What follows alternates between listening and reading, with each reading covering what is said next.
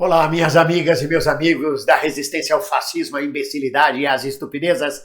Alegrias! O fim da censura prévia na imprensa. Vejam. Nesta data, 8 de junho, mas em 1978, exatamente um ano após a Associação Brasileira de Imprensa ter lançado um manifesto contra a censura prévia na imprensa, o ditador de plantão, o general Ernesto Geisel, suspendeu a censura prévia à imprensa. Retirou os policiais das redações. A imprensa estava livre para publicar o que desejasse, embora o jornal pudesse ser fechado no dia seguinte conforme a matéria que ele fizesse. As coisas não acabaram aí. A ditadura não findou aí. A propósito, eu tenho uma passagem muito interessante que ocorreu comigo. E eu digo isso, essa história recente, para que os jovens aprendam e os velhos não esqueçam.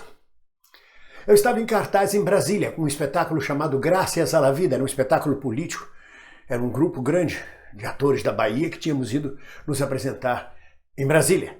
Esse espetáculo me rendeu um inquérito policial que durou um ano, fruto de uma perseguição psicológica terrível que me levou a uma depressão, que me levou a um processo de despersonalização, que foram precisos vários anos para poder limpar a minha cabeça.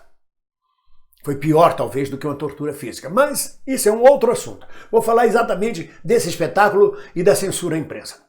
Nesse espetáculo, antes de começar, enquanto o público chegava, nós, atores, líamos as notícias do dia para a plateia. Apenas líamos as notícias do dia. Sabe assim, Donald Trump disse que Bolsonaro não está tratando bem a pandemia. Ou coisas parecidas. Notícias que cada um selecionava e dizia, eu vou ler isso hoje para a minha plateia. Cada um pedaço da plateia fazia a leitura. Mais uma vez fui chamado à Polícia Federal no dia seguinte. E lá o censor, Dr. Carlos Lúcio, que dizia para mim, eu sou prussiano. Na verdade ele era fascista, ele chamava-se de prussiano. Coitada da família dele, coitada dos filhos e da mulher que tinha aquela coisa dentro de casa.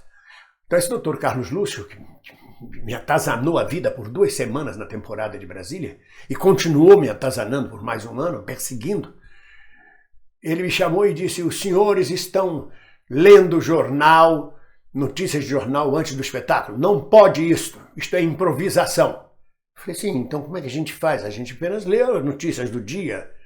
O senhor tem para ler, o senhor tem que trazer aqui as notícias. Traga as notícias que vão ser lidas no dia para eu liberar.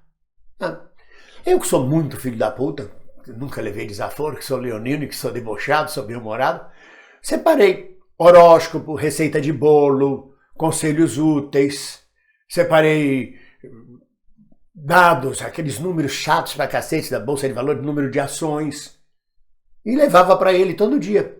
E ele carimbava, aprovado. Censura federal, aprovado. Até que um dia aquela besta percebeu que já não existia mais censura prévia da imprensa.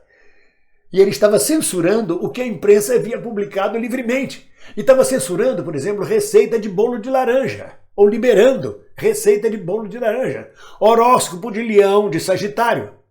Ele ficou muito pau da vida, me chamou e disse, o senhor está me fazendo de bobo? Eu não preciso mais, não me traga mais nada disso.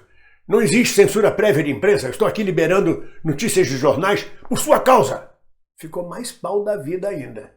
E no dia seguinte, naquele dia, a gente já continuou a ler as notícias de jornais livremente. Mas para vocês verem o grau de imbecilidade, o grau de perseguição que ocorria naquela época, com a censura prévia à imprensa. E a partir desta data, 8 de junho de 1978, o general ditador de plantão Ernesto Geisel suspendeu a censura prévia à imprensa. Eu digo isto para que os mais jovens aprendam e os mais velhos não esqueçam. Um abraço!